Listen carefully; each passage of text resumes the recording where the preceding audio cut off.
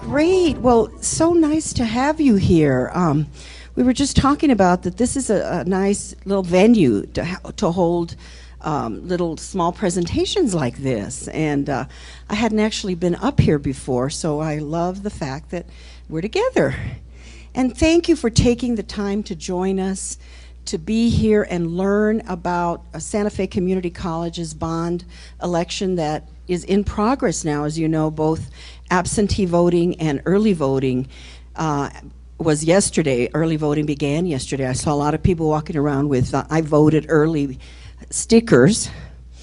But as you know, I'm Cecilia Cervantes, the interim president at Santa Fe Community College, and I've been here now for about 2.5 months, and it's been my pleasure to lead the college and to work with the team as we are underway for our bond election. You know, it's actually been 8 years since we held our last bond election. So, you know, we are very judicious in going forward and asking the community to support us. So I really appreciate you being here and having the opportunity to talk to you about why we're asking the community for support this year through this very important bond election. So let me tell you a little bit more about why we're asking for the bond funding.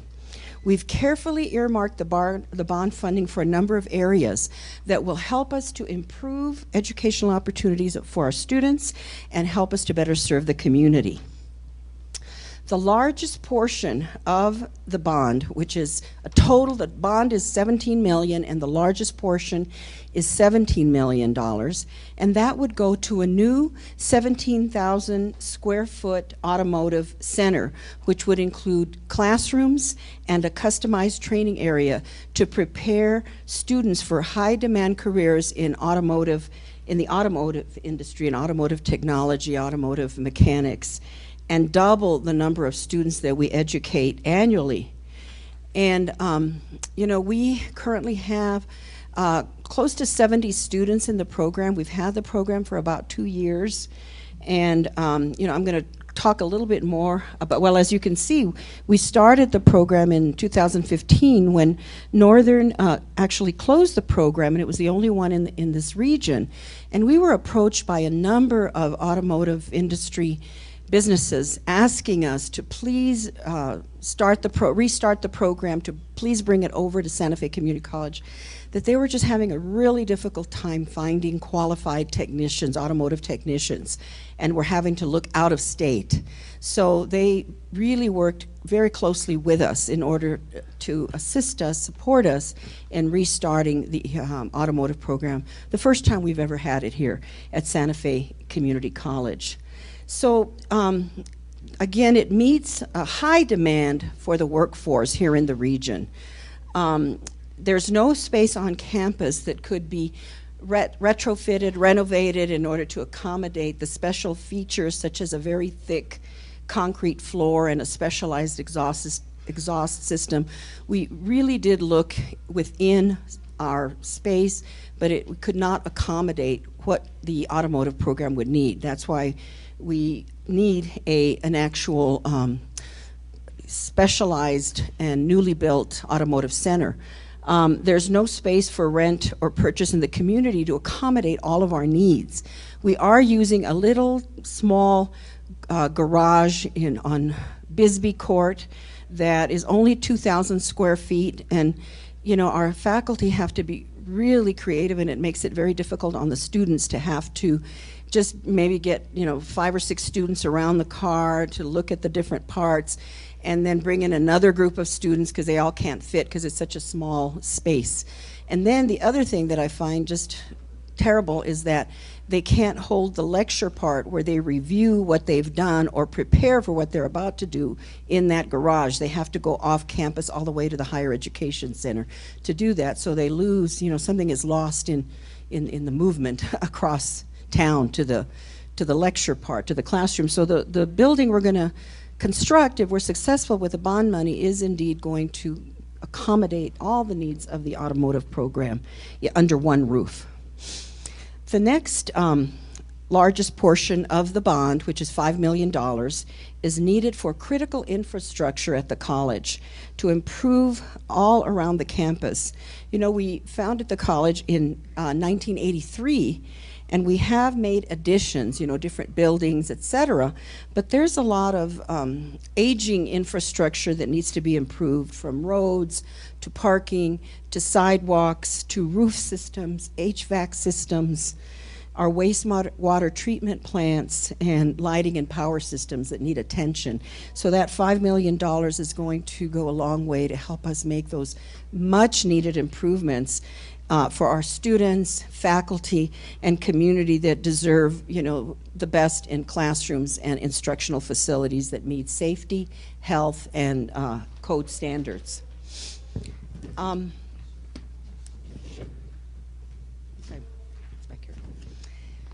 Another part of the bond, $2 million, would go towards actually renovating this William Witter Fitness Education Center, which, as we know, offers very affordable classes and fitness exercise opportunities to the entire community, including discounts to seniors. We would repair the pool, install a new rooftop thermal system for heated pools in a more efficient and sustainable manner, new fitness equipment, a new floor and seating in the gym, and give the center a long overdue exterior and interior facelift.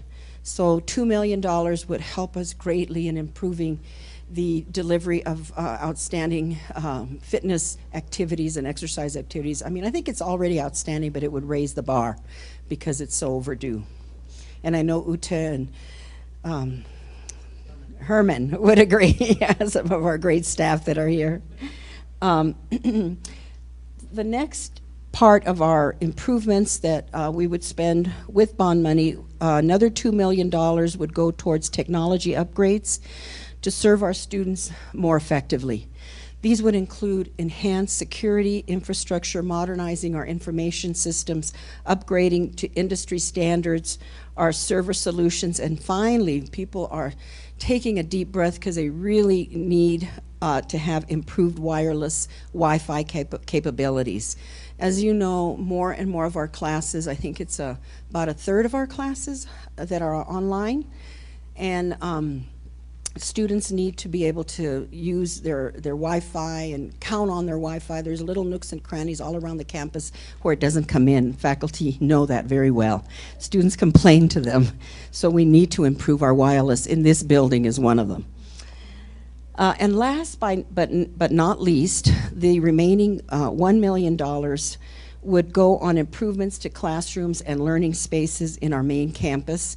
We'd renovate and upgrade classrooms in the fashion design, arts and media arts, and metal fabrication lab, and new furnishings and fixtures. We would get new furnishings and fixtures. We would also expand and upgrade our film program, a very popular and in-demand program.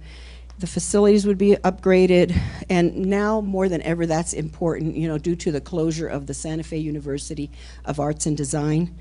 And also we need to meet code, health, and safety concerns in many different areas of our campus. So, as you know, Santa Fe Community College is very proud to be a comprehensive community college. And, you know, we play a very different role than other institutions of higher learning play, particularly universities in the community. We focus on degrees and occupational training for jobs that are in demand and what often are referred to as middle skills jobs, which are the most in demand. 53% of the jobs in New Mexico are in that arena, in that level. And we prepare our students for those jobs so that the state doesn't have to go outside of New Mexico in order to find well-trained employees. So, you know, these middle skill jobs, again, need more than a high school diploma, but don't necessarily need a four-year degree. Students can come here and be very successful in their job search and career futures by taking either a certificate in some of our specialized fields or our two-year degrees. And as I said, they do make up the largest. I think I said it was 53%. I'm sorry, it's 51% of the jobs in New Mexico, the middle skill jobs. I was very close. I had to make sure because you would notice that. We also have many of our programs that focus on STEM careers, on science, technology, engineering, and math. And those programs indeed lead to higher paying jobs that are in great demand in New Mexico. Let me see what else I have here. That's over here. And again, on STEM jobs, half of those do not require a four-year degree, and on average pay about $53,000 per year. So a student can begin here at Community College of Santa Fe Community College, get the training that they need in these STEM careers, start maybe in a certificate. Those are then part of maybe a 2-year degree, and we have a lot of articulation agreements whereby then a student could continue on for a 4-year degree if they so choose. But what I love about a community college is that we hook the student in understanding the value of higher education, and if they begin with a certificate, then it's a 1-year program. They can get into the job market, but we always talk about, our faculty help us about, you can always come back. That 1-year certificate feeds right into, it's stackable into a 2-year degree, and then with our articulation agreements with many universities, they can continue if they would like for a 4-year degree. I also wanted to mention that we have a lot of great partners, such as Christus St. Vincent Regional Medical Center, Los Alamos National Laboratory, and other educational programs, others on programs to meet the workforce needs. Christus, even when we were, really concerned about the enrollment in our respiratory care program and being able to help students find jobs, Christus came forward and provided dollars to keep that program going. I think it's $500,000, $250,000 for a few years. So again, our partners are fantastic in supporting us, supporting our students, helping them find jobs, helping us with equipment, et cetera. So as I said, we provide our students a place to get an education so that they can start their careers, and then if they so choose, go on to a more advanced degree. It helps them really understand the value of an education, because right away, if they get that certificate, they can see they can get into the workplace immediately, and then usually in the workplace, as well as with contacts with faculty, they can see that coming back is also an option, a very promising option. In fact, 4 out of every 5 Santa Fe Community College graduates, or 89%, are placed in jobs or transferred to a 4-year institution within a year of graduation. So we're very successful in helping our students meet their goals and find a place with jobs. The other successes, we work really hard for our students to succeed, and indeed they are. We've doubled the graduation rate in the past 3 years and doubled the number of graduates in the past 5 years. Also, we've increased the number of associate degrees awarded by 52%, and that's in 5 years, and increased the number of certificates awarded by 154% in the last 5 years. So we recently participated in an economic impact study, and I think the data that we learned from that study is very helpful and really does make the case for the effectiveness of the community of Santa Fe Community College. Because for every dollar that our students spend, they receive $2.60 in benefits. Taxpayers gain $1.70, and society benefits by $6.10. That's for every dollar spent here at Santa Fe Community College. So we are very proud of the work that we do, and we want to keep the high level of excellence and outstanding success for our students, but we need the help of the community for this bond election. And I hope that I have given you some evidence of the successes we've had, and then also the areas where we want to continue to improve with a successful bond election. And we're going to get into a little bit more about the finances of the bond election. And Nick, where are you? Please come forward and tell us how the bond will work regarding the finances and the mills, et cetera. He's our Vice President, Nick Diaz, excuse me, Vice President of Finances and Administrative Services. Thank you. Hello, everyone. Welcome. Thanks for being here. This is a lovely venue for something like this. At least since I've been with the college, we've never done anything like this here, so it's very interesting. So yeah, finances. Let's see here. I think the big thing is really can you hear me back there? No?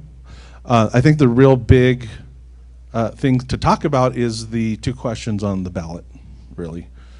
The first question really asks for voters to approve moving from 3 mills to 3.35 mills. And at the same time, the other question asks for an issuance of $17 million for bonds to benefit SFCC. And the way that we're looking at that is that would be a no tax increase to property tax rates in the county.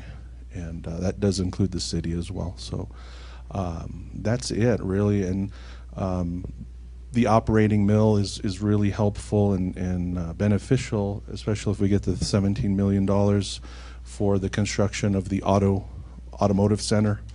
There's a lot of need and potential growth there for automotive students.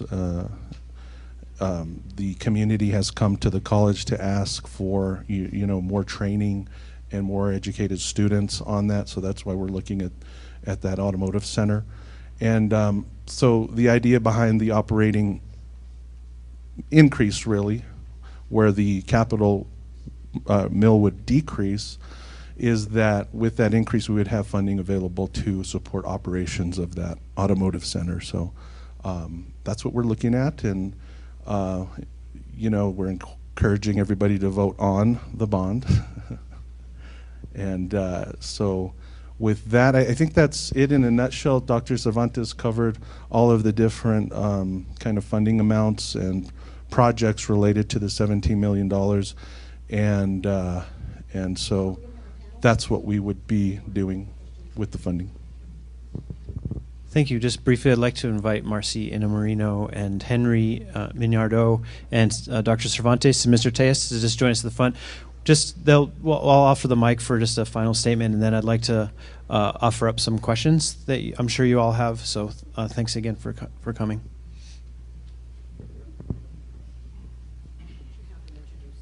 Yeah, please, Marcy, go ahead. I'm Marcy Iannarino, and I'm our local union chapter president here, and we have come out officially in favor of voting yes on the bond. So can I have that just a second?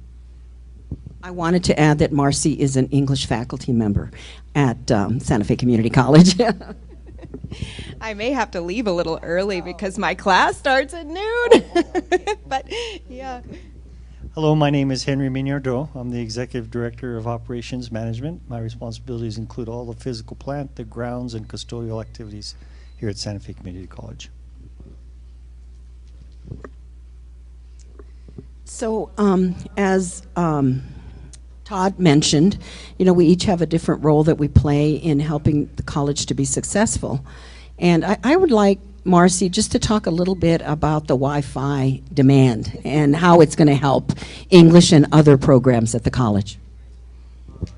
Okay, so as you guys know, just like Dr. Cervantes was saying earlier, a lot of our classes are offered online. And then in addition, students will kind of camp here in between classes and do homework, which is, crucial to their success. And just as Dr. Cervantes was saying, there are pockets on the college where on our campus where there's not good connectivity, and students are frustrated with it. And actually, so are faculty at times, because we do the same things that the students do. We're just on the other side of the desk, so to speak. So the connectivity helps us, and it helps us do our jobs of helping those students reach their goals. And so, yeah, that's an important piece of it. And then, of course, we use Wi-Fi in our classrooms as well for, inquiry-based discussions, and we do, sometimes we need access to the ability to do a video from streaming from the internet, and so, or sometimes I'll have students working on things all together, and they have laptops or something, and we'll be in a room, and we'll all try to get on the internet at once, and we don't have the bandwidth, so we all get in each other's way, and then we're just going really, really slow, and so yeah. Did I say everything I was supposed to? Yeah. I think you really did a great job of bringing forward the student and faculty perspective, and I appreciate that, Marcy. Thank you. I also wanted to ask Henry to let us know a little bit about some of these big $5 million infrastructure improvements around the facility and plant. Please, Henry. Thank you, Dr. Cervantes. Thank you all for coming today. We're really excited about maintaining this campus for the future. And there's, as Dr. Cervantes mentioned, the college is about 35 years old now. So a lot of our infrastructure, particularly our roads, a lot of our grounds, our roofs, a lot of our infrastructure stuff you don't see that's behind the walls is getting kind of old. And a lot of it's getting antiquated. Some of the old equipment is becoming not energy conservative. So we're in the business now of trying to maintain this physical plan, and we want to prioritize. We've created a master plan, and that master plan really looks at all of our campus, and it looks at our integrated facilities for 5 years and for 20 years, and it prioritizes which of those facilities need to be updated. And we've gone through that process for the last 2 years, and now we've completed our master plan. And along with that master plan and all the consensus of the college and some of our community, we've identified those areas that need to be upgraded, and this funding is going to go directly to those upgrades. And as Dr. Cervantes mentioned, we have some parking lots that are becoming quite unsafe. They're getting quite pitted, a lot of cracks, and we just don't want any students or any vehicular traffic accidents to occur because of those parking lots. We have some roof structure. We have about 1 million square footage of roofing. We've updated over the last 5 years about 25% of that roof. We have 75% to go. We can't do it all at once.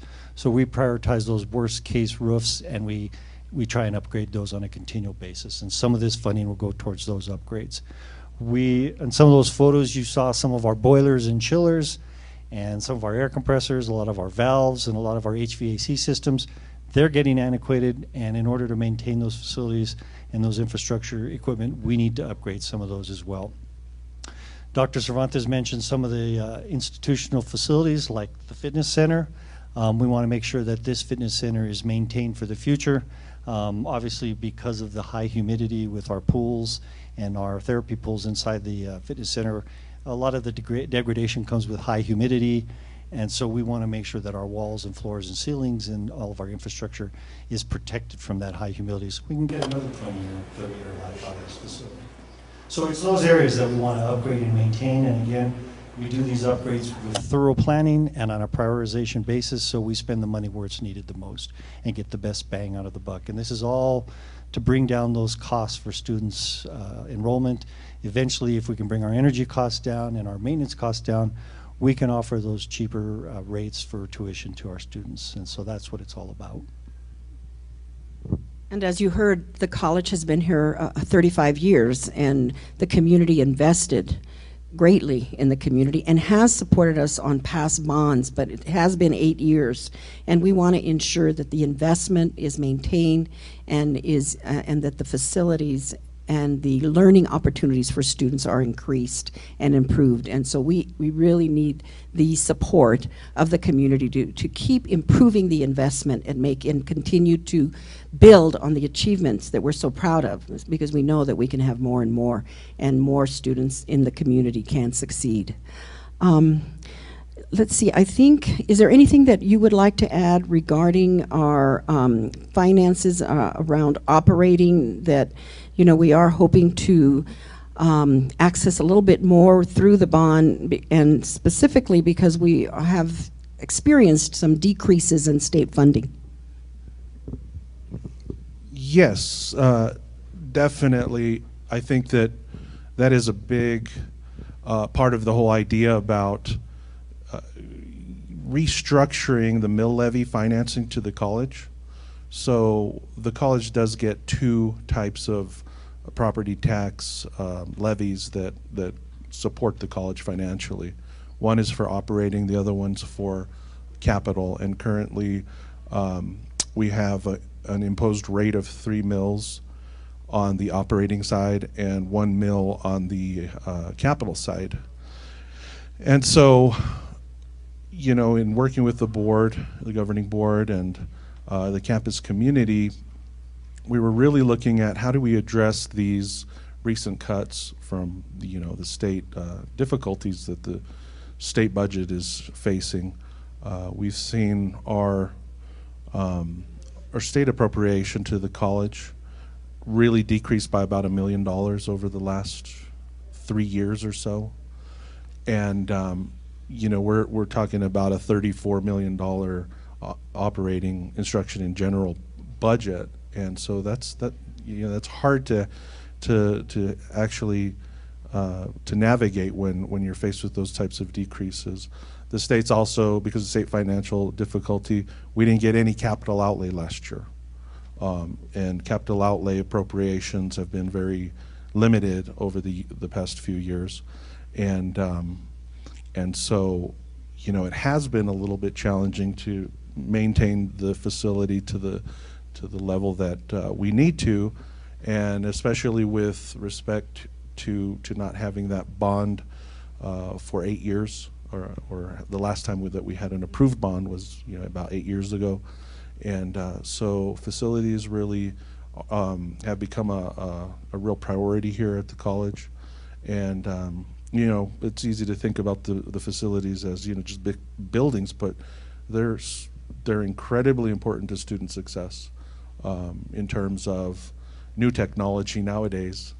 Buildings not just brick and mortar, it is a technological kind of environment that they provide to the people in the buildings. So we really need those upgrades, and so I think that this idea of restructuring the finances really allows a community to take the future of the college into its own hands,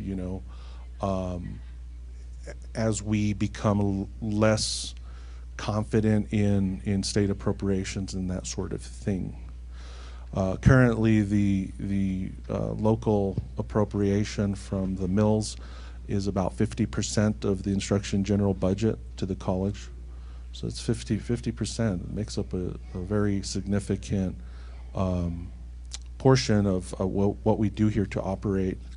And the state appropriation has declining over time, and now it's down to about 29%. So that's kind of the importance of that idea, and so. That's good. So I think we've come to the time when we'd like to open it up for questions and answers, and hope we can provide the answers. So yes, Ray.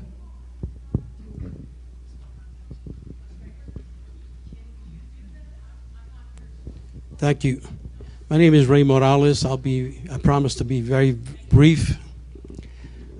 First of all, Dr. Cervantes, congratulations on being named president. We wish you every success. Your success is our success. I'm a big supporter of education. I checked my property taxes. I pay $1,100 for the public schools in Santa Fe. In addition to that, I pay $400 to support this college. The comment that the bond issue will not increase my taxes is true, but it is disingenuous. It is misleading, because if the bond issue fails, my property taxes will decrease. Okay. Secondly, many years ago, this school passed a bond issue, and they promised improvements to this fitness center. We saw very little of that. So what assurances do we have this time that the $2 million are not going to be diverted to something else? The Automotive Training Center, I think, would be an excellent addition. But before this college adds another facility, I would like to see an improvement in the maintenance of the current facilities, starting with this fitness center. Uta and Herman do a great job of managing this facility. But when they submit requests for maintenance, it's put at the bottom of the priority list. I invite you to go test the water fountains in this building. Half of them do not work. The water fountain in the men's dressing room does not work, has not worked for years. There's a sign over there, and the water fountain over there, outside of room 1005, it says does not operate. The water fountain in the weight room downstairs does not work. So with that, those are my comments. Thank you for your attention. So we're glad you asked the hard question first, okay? So we can address it. But, you know, without a doubt, the fitness center does need improvements. And I would like to ask Henry about the first part of his question regarding past money that was supposed to be invested here, because I cannot answer that. Sure. Thank you, Mr. Morales, for your questions. I really appreciate it. My history may not go that far back. That bond was passed in 2010. The proceeds from the previous bond, which again we've identified, it's been about 8 years since our last bond. We typically should be going out for bond about every 5 years.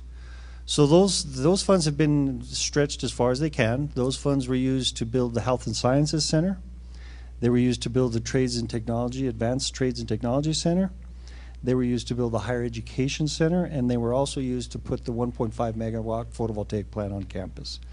That was the basic extent of those funds. A lot of those funds went for small maintenance items. Some of those items were here at the fitness center, as a matter of fact. We had a number of water main breaks here at the fitness center. We replaced a lot of equipment associated with our water infrastructure. We're now on the campus replacing about 75 water fountains, and fitness center is just a high priority as those around the campus, and so we're working our way to those water fountains. It's just, we got to stretch our money as far as we can. Unfortunately, we'd like to be able to make all the maintenance repairs on campus with each bond occurrence, but we can't. So we take those highly prioritized items and we do those in order of succession. The fitness center has just as high a priority. We get maintenance tickets from the fitness center just like we do from Kids Campus, and we don't prioritize those maintenance tickets based on the facility. We prioritize them based on the time they are reported and how quickly we can get the parts to repair. So the fitness center is just as important as any facility on campus, and we're doing our best to make sure we maintain them as to the highest integrity we can for the students. What assurances do we have that the $2 million that you earmarked for this fitness center are going to be spent here and not be diverted? They will not. They will not. We will spend them here. This is the commitment, our commitment. We understand that it is critical at this point, you know, to make these improvements. We have a lot of students that use this, and they deserve the best facility that we can provide, Mr. Morales. So we're going to do our very best, and we will spend $2 million here. As Dr. Cervantes mentioned, it's integrated in our master plan. It's part of our processes of approval through our higher education department. So we're on track. We can't do projects that we haven't had prior approval. So we've already had prior approval for these projects. So those are the only projects we can do. Yeah. You cannot divert that one. Yes, if I may, I'd like to highlight the importance of that master plan. So periodically, any institution should update their master plan, get it current, and use that as a basis for their financial kind of budgeting and projections and things like that. And so we did that about a year and a half ago, I believe, and the fitness center was a high priority on the list of items that needed to be addressed in terms of that master plan. So it's on there. The fitness center's roof was replaced 3 years ago. So we've done a significant amount of funding at this center. We put it, Yeah, there's more to do, but we've appropriated a significant amount of money at this facility, just as we have across the campus. Yes, Mr. Knott, and then we'll come to you. I'm Robert Knott from the New Mexican, and I don't want to use the mic because I have to take notes. Okay. And I'm going to stay seated. That's okay. Certainly. Good morning. Thanks for doing this. Do you have your current enrollment numbers yet? And if not, could I get those later today? Yes, we can. I don't have them yet, but we will get them to you later today. Great. They probably won't be final, Okay. because this is just the third day of class. I figured. How old is this center and the pool? 25 years. Thank you, Herman. 25 years old. Thanks. To confirm what the gentleman asked, I had the same question. Can the GO bond money you take, while you will certainly use it to improve the campus, can it be diverted in any way, though? I want to make sure I understood Henry. Is the answer no, because higher education department approved it for what it's going to? I don't know. Well, we, as he said, we did submit the plan to the Higher Education Center that approved the expenditure that we were projecting. And Henry can add more. Yeah, these funds are capital funds, so they can only be spent on capital. They cannot be spent on people. They can't be spent on labor. They can't. These funds that we get through our local general obligation bond, which are capital request funds, are only for capital projects, and that's the only way we can spend that money is on capital improvements. And those improvements have to be identified in our master plan, identified through the state's infrastructure improvement plans. If you don't submit an infrastructure improvement plan through our Department of Finance Administration, you can't complete a project. And of course, all the myriads of approvals that we have gone through before we even got the state approval. So those funds are dedicated for these identified upgrades, and they cannot be diverted. Henry, I'm just going to follow that, but I think I totally get it. So thank you. Absolutely. Just for the sake of argument, you find out you really do need 500,000 more for parking lots. Can you take the 500,000 for the swimming pool and move it to the parking lot? I guess that's the question. Is there that much leeway in the money? Well, I mean, that would be a question. It's again a matter of prioritization, and we would take that question and look at that question throughout the campus community. We would ask our engineering consultants, our architectural consultants, and we didn't get involved in community discussion if we had to change the priorities on those fundings. But for the most part, no, we've allocated those funding sources to touch all aspects of the college, and we would intend to carry that out. Thank you. I still have a couple of questions. Is that okay? Well, can we go to Yes, tell me your name absolutely. again, and then we can come back to you. Sure. Because you had a question, I believe.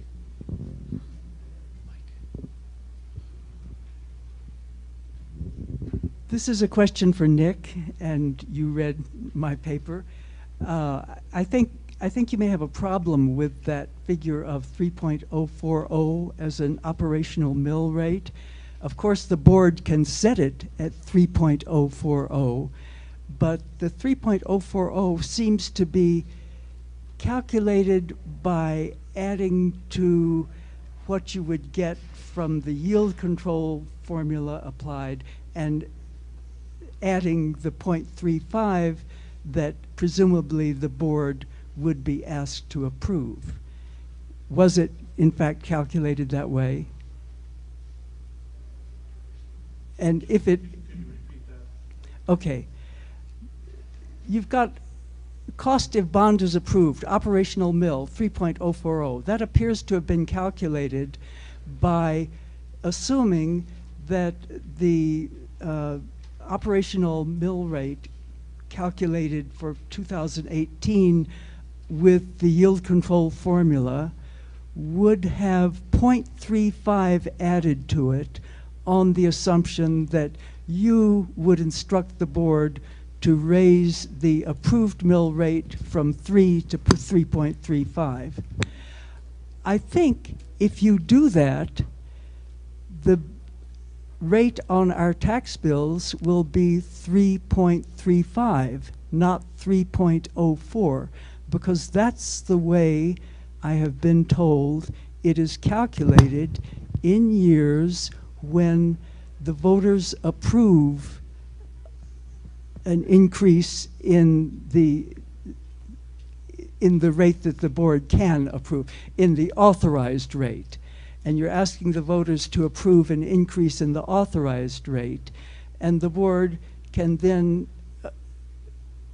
approve part of that increase or all of that increase, it appears that you're going to ask them to approve all of that increase. And if they do, and if CHE calculates the rate in the same way that they did in 1991, which was the last time the voters approved an increase, then you're going to get 3.35, not 3.04. So you need to check with CHE and see what they're going to do, because staff there changes. And when we did our League of Women Voters study in 2000, we found that they had made 2 mistakes in the last 5 years. You don't want to take a chance. Well, thank you so much for that question. You have done your homework for sure. It is very apparent. I always do. Yes, the yield control is a very kind of complicated public financing mechanism, really, and so I'm thankful that you took the time to look at it. And I briefly went over your white paper, and I'll have to look at that a little bit closer. But the idea is that these numbers are really projections. We don't know what the actual mill rate will be next tax year, because it is dependent on variables such as assessed property tax valuation, a growth rate, inflation factor, all calculated together, new construction. Well, and excuse me, the point I'm making is that this year, 2018, it will not be based on those things. It will be exactly what the board sets, because that is the rule that has been followed in the past. What the board sets this year will not be subject to yield control. Yield control will be applied in subsequent years. Go back to 1990 and see what it showed. Now, whether I talked to Debbie Garcia, who will be doing the calculations at CHE, I assume, and she doesn't know. So you need to find out what. Yeah, and kind of in these projections, we have worked with our bond advisor, and so I doubt that he knows what I know. Yeah, we will definitely look into it and make sure that we're clear on that. But yeah, okay. Thank you for that. Do you have a question? Yeah, I'm not nearly as mathematically inclined as Neva, but one thing concerned me about the insert that you had in the paper on Sunday, which talked about you should vote for 2 bond issues. And my understanding is you're really only talking about 1 bond issue and separately an increase in your operating amount. Is that correct? Well, there's 2 questions on the ballot. Right. The one question that asks for support to increase the operating, and with the second request for approving $17 million in capital, that would decrease the debt service mill, so that in our calculations, then it would not be any new taxes. It would be one would be increase and the other would decrease. So that was the idea, that there be 2 questions. I understand that, but it didn't say 2 questions. It said 2 bond questions. And when people vote for a bond issue, they're usually thinking they're voting for capital improvements. Yes. Yeah, I found that confusing too. Yeah. And also, the story in the New Mexican, based, I suppose, on what. That's Robert's story last night. He got confused yesterday. too. That story was confused.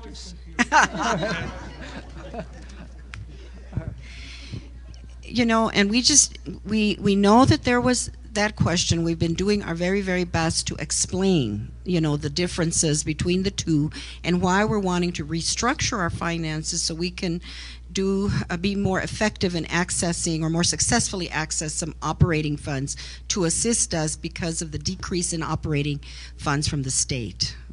But that the net effect would be no increases in taxes with the 2 questions. I think there's yes. Thank you. Thank you. Thank you. She said she'll be voting yes for both, and she hopes that everyone else does too. Thank you. If I could add on that, I just would like to point out, you know, what, if I can, I'll try to be as simple as I can on this, but what really are the mechanics, if I can just give you an example of, on a $300,000 home, which is, you know, arguably the average home price in Santa Fe County, on a $300,000 home that can be sold at that amount, the assessed valuation is $100,000.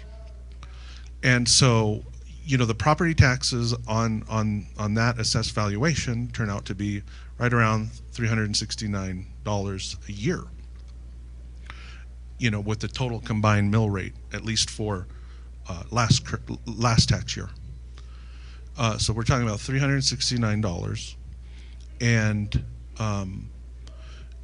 you know, if I have a calculation, I think, Todd, on if a voter was to decide to vote against both questions and the community and both bonds failed, I think my numbers there are the tax on that property would go down to $316 from about $369.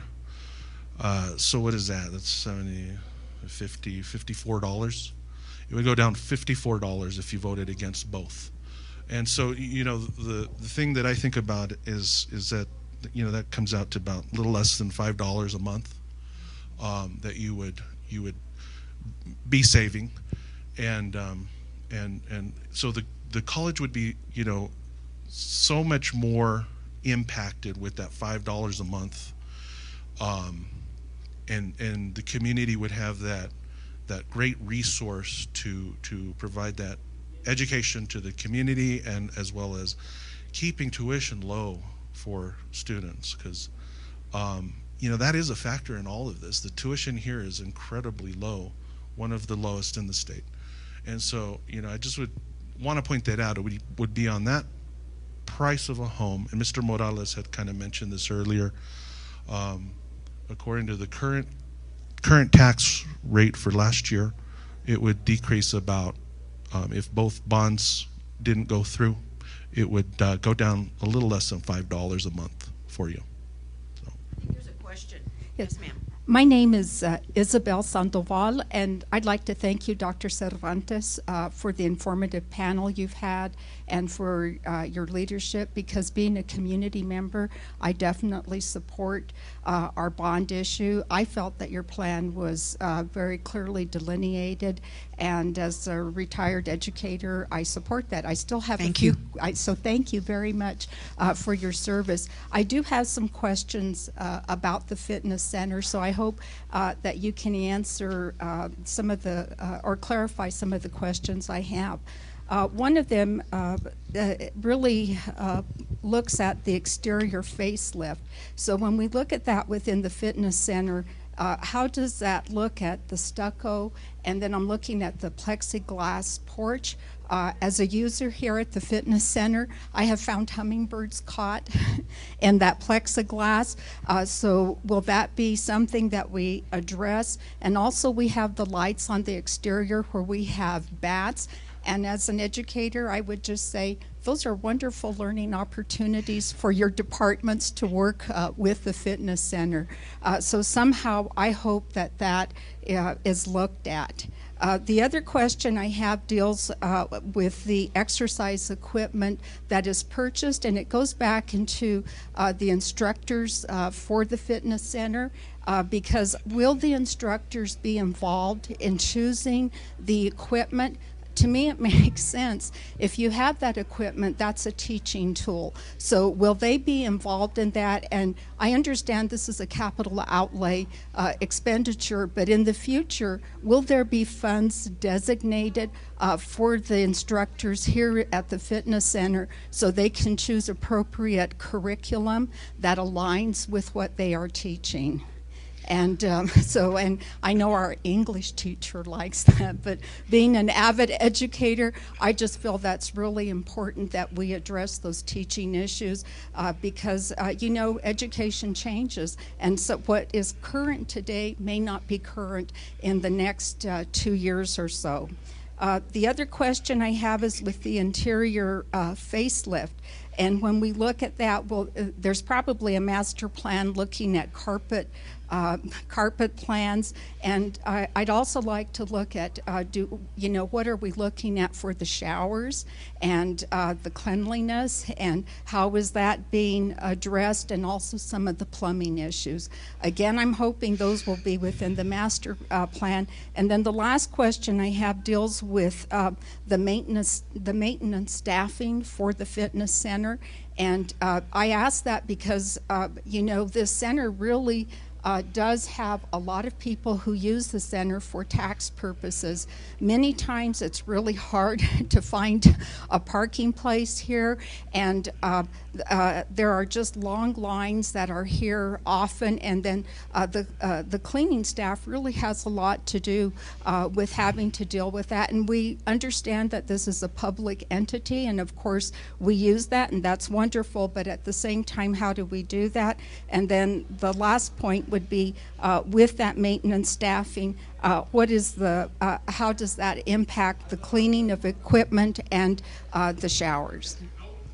You've asked some excellent questions, and I am confident that Uta and Herman will work with faculty in order to ensure that the equipment that is ordered, is appropriate for the classes that they teach, and will indeed help them reach the outcomes, physical fitness outcomes that they're trying to work with on their with a community that is using it. That's correct. We have faculty and staff that each have 20+ years experience in the fitness environment. So we always get around the table and put on our thinking caps. Okay, good. And I appreciate all the other comments that you made. They're excellent and need to be addressed in the process. So thank you. I think we're drawing, I was going to just say we're drawing to a close, but I know that Robert Knott said he had a couple more questions. Thanks. I think this one's pretty easy. The auto center would cost how much? $7 million. How much would it allow you to expand? How many more students? Double student. And teachers as well? I think approximately we would need to. I think right now we have one full-time instructor and several adjuncts, so we need to expand that. I would think. Margaret, do you have our vice president, do you have a response for that? Or our dean is right there by you? Dean Bustamante? Hello. Double. Hi. Perfect. Yes, double. And we'd have to get more instructors because we'd be able to run multiple sections. Right now, we are only able to offer one class at a time. Yeah, we are only able to offer one class at a time. One class at a time, one May. This would allow us to have multiple sections. And my follow-up to that is, do you have an idea yet where you would build that and how long it would take to build? It's going to be adjacent to the Trades and Advanced Technology Center. Am I correct? Yes. Yes. So it'll be here on campus, adjacent to the Trades and Technology Center, Advanced Technology Center, which Dean Bustamante supervises. How long? Oh, how long? Yeah. It takes us about a year and a half from inception to complete the design and the construction. The design would be about 6 months, construction about a year. About a year and a half. All right, one more money question and I'm done. Unlike Santa Fe Public Schools, which is asking for like $11 million per year, your $17 million is just a one-time, right? It's not $17 million per year. It is $17 million in one issuance that we would be able to spend over 4 years. Thank you. And we would probably do 2 issuances of those bonds. It's not prudent, if that's the right word, to receive all of those proceeds and have them sitting in a bank and not being used. So we would do it over a 2-year time frame. Thank you, sir. Are there any other questions? Yes, Patrick Simpson.